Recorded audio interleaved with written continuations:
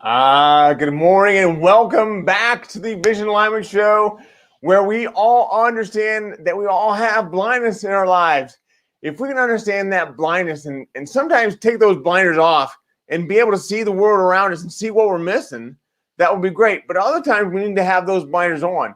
And when we have those blinders on, we begin to focus more on our vision. And focusing on our vision is very important to be able to do. Somebody that has a great focus on their vision, and yes, I'll get to some other people that are going to be on the show here a little bit later, but somebody that has a great focus on their vision and what they're trying to do is a friend that's going to be joining us today, and this is our friend, David Blake. David, good morning. Good morning. Good morning. It's great to see you. Thanks for having me on. It's good. It's great to have you. I'm so glad you made it this morning. My pleasure. I love the show and the concept. And you're right. We all have blindness that needs to be opened up. We need to shine some light or give people those flashlights so they can see for themselves. Yeah, absolutely. David, let me start us off with one question. When is your first recollection of knowing your vision? I would say 7 years ago, when I was given 5 months to live.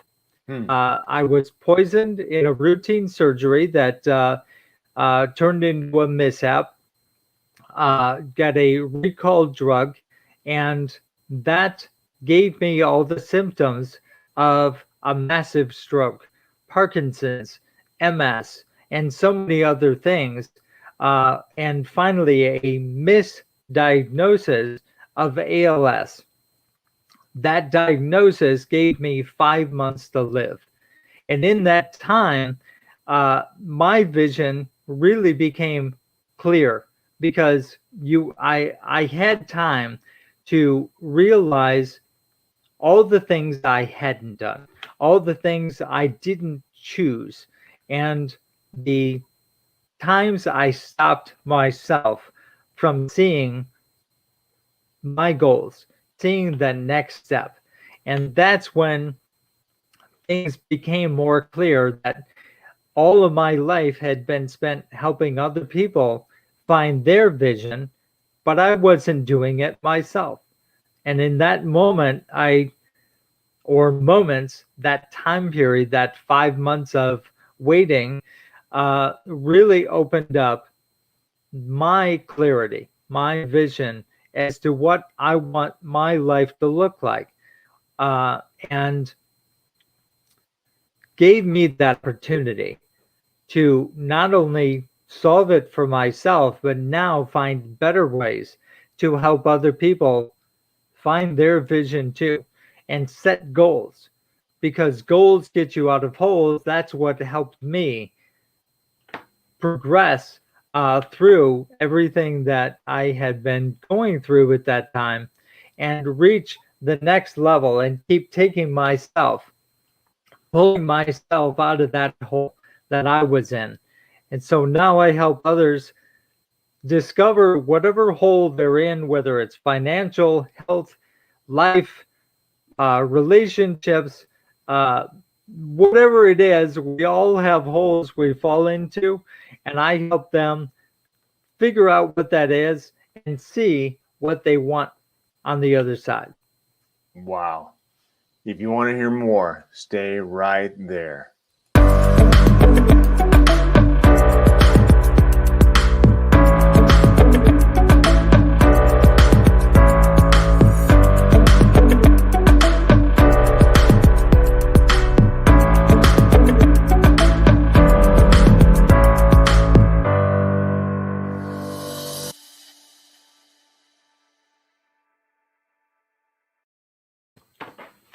David, thank you so much for joining us this morning. What a great story.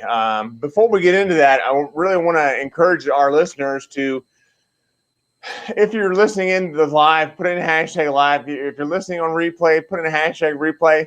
Let us know where you're coming in from as well. That would be great. And then, as always, share this video out with as many other people as you can. And that would make the community larger, and that's really what we're trying to do, is to make this community larger and get more people to understand how they all need to understand. They need to.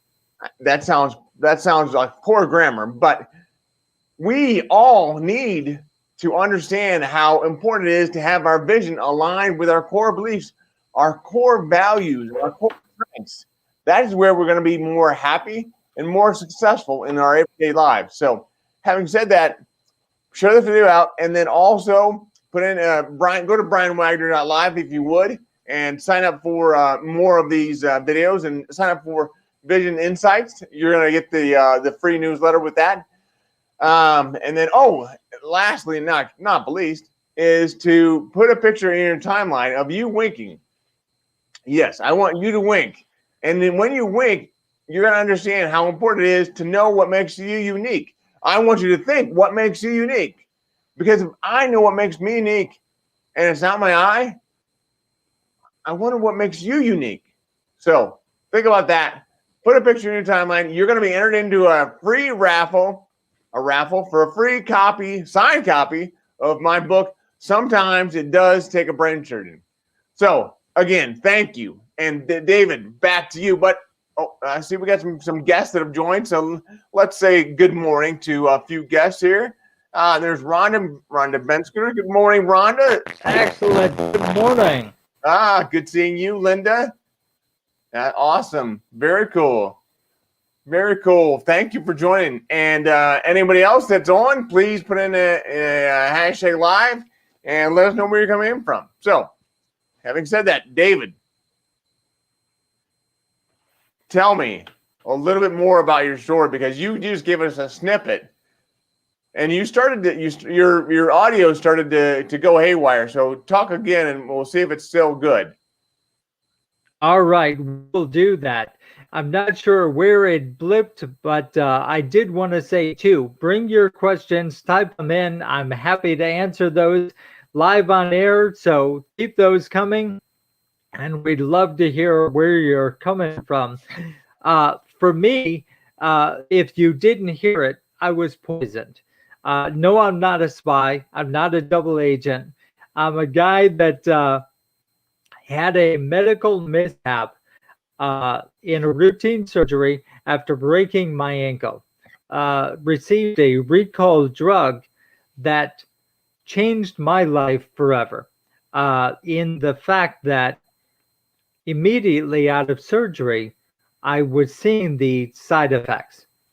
Couldn't hold myself up, was slurring my words, didn't make a lot of sense. And of course, the metric to let you out of the hospital is so low, you only have to do a couple of things like go to the bathroom. Well, I could do that, so they considered it a successful surgery. And the side effects they thought were from the anesthesia. And they said that would go away in a couple of days. Well, it didn't. It actually progressed and got worse, leaving me with all of the side effects of many, many horrible things such as stroke and Parkinson's without actually having those issues.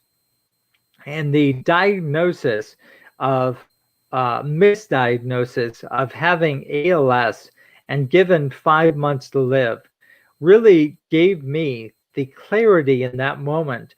Once you get over the stress, the mental damage that it does in that situation, it gave me the ability to start using the tools that I was teaching others through innovation and goal setting and achievement and vision, much like your show, to use those skills for myself, to start seeing what I wanted out of life and going for it, to start reaching for, today I'm going to walk across the room, to I'm going to drive again, to, hey, I want to meet new people. I set my sights on people like Jack Canfield that I looked up to for years, knew a lot about, read all of his materials, went to his live workshops. I want to meet that person and many others. And now those people are actually in my phone. They're actual connection to mine. And that's where that vision came into play. Is I started seeing that I had options. I had that opportunity to start choosing and creating what I wanted. Now, in the beginning, of course, I was in a horrible situation. So just sitting up and speaking clearly were huge, huge milestones and goals for me. But as I took those steps and I started coming out of that hole that I was in, actually many holes, from a financial standpoint, a health standpoint, and a mental standpoint, we all fall in holes at some point in our lives. So it gave me the opportunity not only to use those tools and lift myself one rung at a time to get up that ladder out of the holes and start reaching further for things that I had put off or actually just didn't realize were within my field or abilities. Wow. That is an amazing story. So what do you think the biggest factor in your success was? Stubbornness more than anything, but uh, those goals, being able to see them clearly, being able to create a vision board, see what I wanted, and every day build on it. You want to walk and get out of the wheelchair. So, how am I going to do it? Seeing yourself doing those things every day starts to become a reality. It starts to, you can actually trick your brain when you go over something over and over in your mind and you see it so clearly, your brain begins to not understand the difference between what is real and what you've created.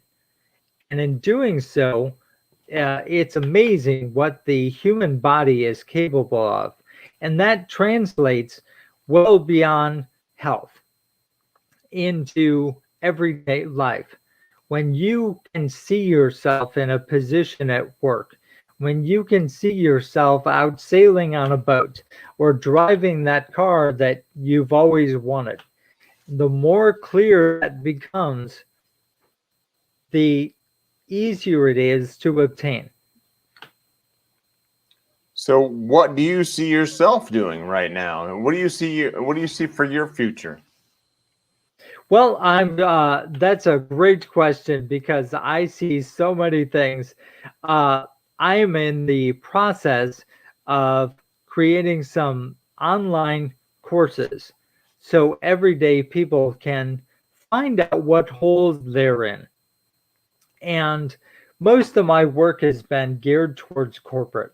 And the more and more I discuss these principles with people and these concepts, they lean in and say, you know what? Would that work for me too? And as I tell people what I've done, uh, they'll lean in and they want to know how. So I'm creating those online courses. The first one is going to be a 21-day discovery course to find out what your holes are. And you can categorize those into prioritize, I should say, and tackle one. Go after one of those holes that you find yourself in, whether it's financial, health, or any other situation. Maybe it's work related, or you are a corporation and you want to figure out the holes within your department. These principles are going to work all the way through. But this particular course is more of a personal uh, endeavor. Once you can figure out what hole you're in, then you can start envisioning where you want to go. Most of us, when we fall in a hole, we look around and start to decide, well, I guess I live here now. And it gets easier and easier when you're in those holes to get comfortable. I joke with a lot of people that Amazon will deliver almost anywhere. And so it becomes easy, and even friends, family, and others will make it easier for you to stay there rather than go through the trouble of getting out of that hole. For a lot of people, they think it's too hard because they don't see the other side. And once you can identify and separate yourself from the problem, now you can start putting yourself aside from it, put yourself above it. Then we look around and say, well, if I could just get back on solid ground, if I could get my head above water or back to ground zero. But I always ask people at that point, for what? Were you happy when you were at ground zero before? Probably not. Most people say, well, not really. So I then talk to them about looking beyond. What's beyond where you were and what do you want to go for now? And that's how I'm trying to live my life, and it's really working. I've created a process for myself of a 10-10-10 plan. In a month, we generally have 30 days. 10 of those are designated for general life tasks, things we have to do. 10 of those, we already supposedly take 8 days a month off anyway in weekends. For me, I'm dedicating 10 days to travel, to leisure, to thinking, into something I've called the flip-flop philosophy. And I'll get into that in a moment. And the other 10 days are dedicated more to work. That's the work days. Now, we tend to put in long days anyway, but when you really look at how much you can get done in a day and start prioritizing into that 10-10-10 plan, some of the work is going to carry over into your general tasks anyway. But the more you do it, the easier it gets, and the more I'm actually getting done in a shorter period. So that's where my vision has been. That's a great vision. I love it. Huh. Interesting. So I'm sure you have worked with a lot of different people, and it sounds like you know Jack Canfield and some of those kind of folks, and that's impressive. But what's the best advice you've ever gotten? The best advice, honestly, was from a grandfather in family that sat me down one day. I was on my way out of the door on a business trip, and he said, before you go, let me tell you this one thing. Well, wherever you're going, look around. Enjoy that time there. You have no idea if you're ever going to get back there. So take the time. You can stay in a hotel anytime, any day, anywhere in the world, but you may not get back to that city, that town, that location. So enjoy the surroundings. And I got to say, that has really impacted every business trip I go on, every small town I drive through. I slow down. I take a look around. And for a long time, before I had the physical issues, I spent so few hours in a hotel, it was almost a wonder why I was there other than to shower and change clothes, because I would get out and walk the town. I would find out what the locals do, where they go, learn to surf, go in a hang glider, whatever that area was known for. I would get into the culture. So that was the best advice I've gotten. Wow, man, that's pretty cool. I love that. So tell us, what does the next level of success look like for you? Well, the next level, I would say, is continuing getting these online programs out there, but really expanding the flip flop philosopher lifestyle, not only for me, but bringing it to others. And coming out May 25th, I'm going to launch the video blog and newsletter. It's a free program for the flip flop philosopher, and it's a way of life to help others. For me, it's the beach, it's the outdoors, it's being around water that really drives me, and it calms me, it excites me, and it puts me in the right frame of mind. Hmm. So for other people, maybe it's you prefer snow, or you're in a club, whatever you desire, finding the time to bring more of that into your life and using that 10-10-10 philosophy while you do it. Hmm. Yeah, that's cool. And in terms of that flip flop philosophy, can they find that on your website? Not yet, but it is going live May 25th. If Ah, they want okay. to get, but however, if they do want to get on that mailing list, they can start go to the website, in the contact form, type in flip flop, and I'll know what they want. I'll know what they're talking about. I'll get them on that uh, mailing list the moment that happens. Awesome. Very cool. Well, that's great, David. That sounds like that's an easy way for them to get access, and for us all to get access to that. I love it. Definitely. And in that space, we're going to have everything from restaurant and location tips to how to set your goals to attain that space in your life.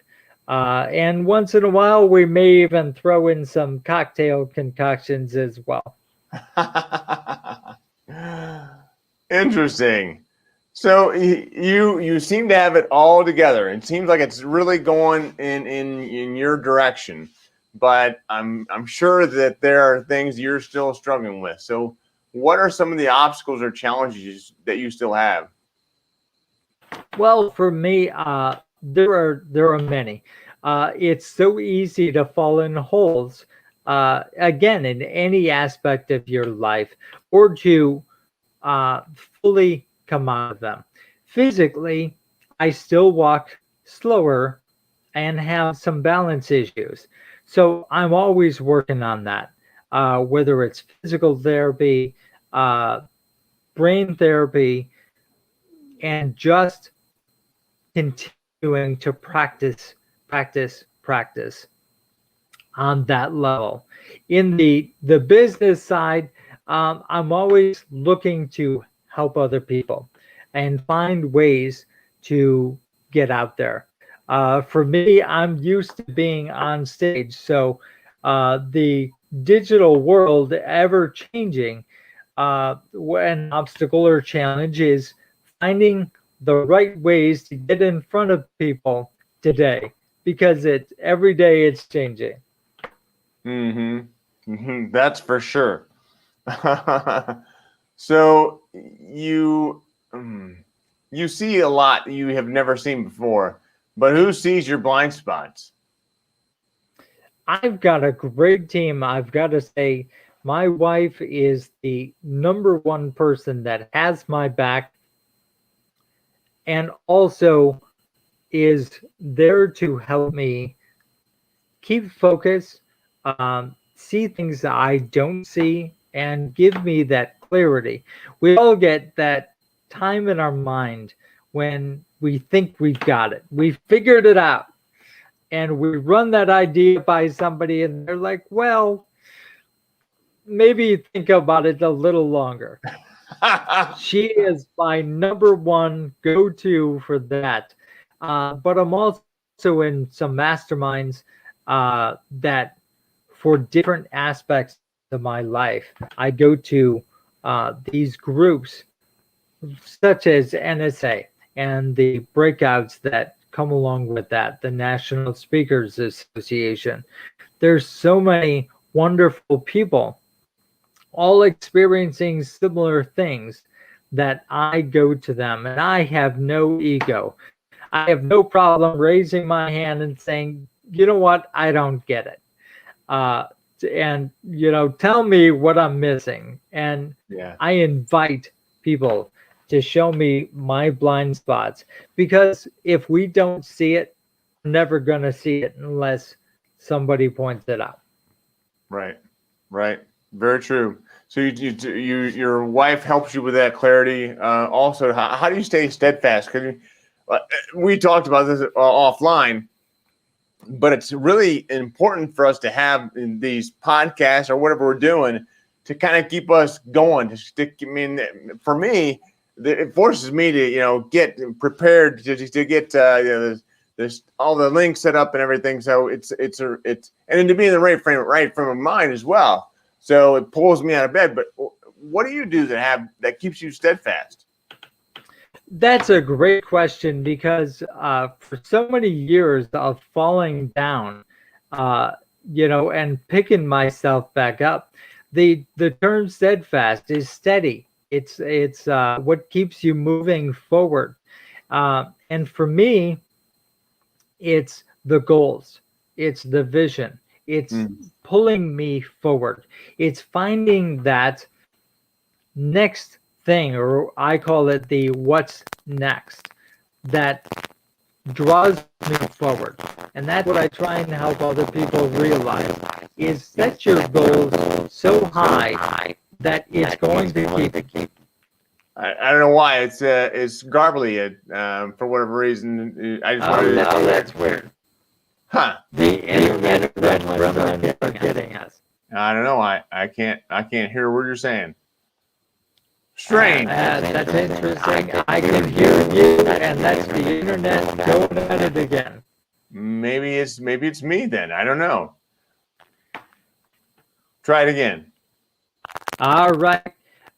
I'm just going to keep talking and see. You give me a high sign. There we go. So we are back, ladies and gentlemen. The internet gremlins have gotten us once again.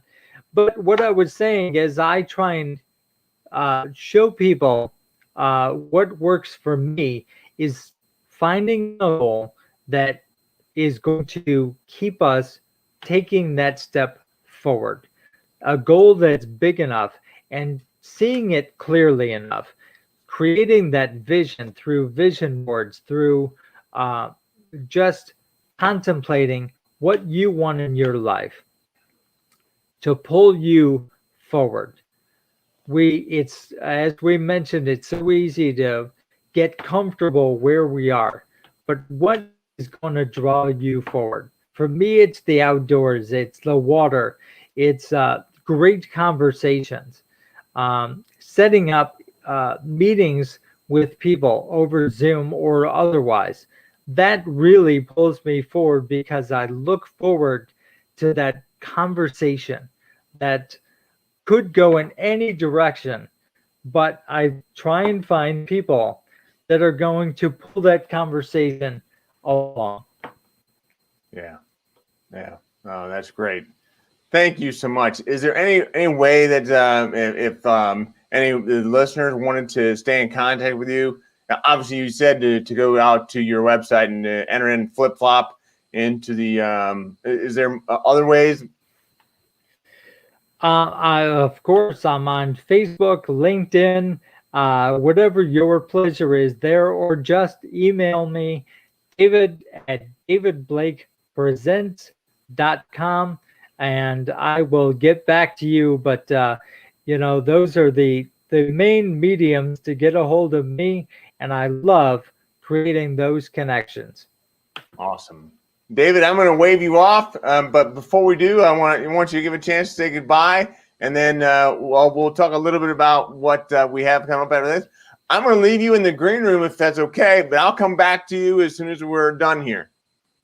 That sounds good. Great being here today. My pleasure. And keep those questions coming in the comments, and we'll answer those. Awesome. Thanks, David. You've got it. All right. Wow. What a great show. Another great show with David Blake. Phenomenal resource, a phenomenal guy. Tomorrow, Wednesday and Thursday, we have me. So it's going to be me presenting, and we're going to be talking more about blind spots. We're going to be talking more about vision, and we're going to just talk more about life in general. So that'll be great to get to spend some time with you on Wednesday and Thursday. And then Friday, we have Ty Bennett coming on, and Ty Bennett is phenomenal. So look forward to that. And then at 11:30 on Friday, we have Greg Cini. And Greg Cini is from the Kemper House here in Worthington.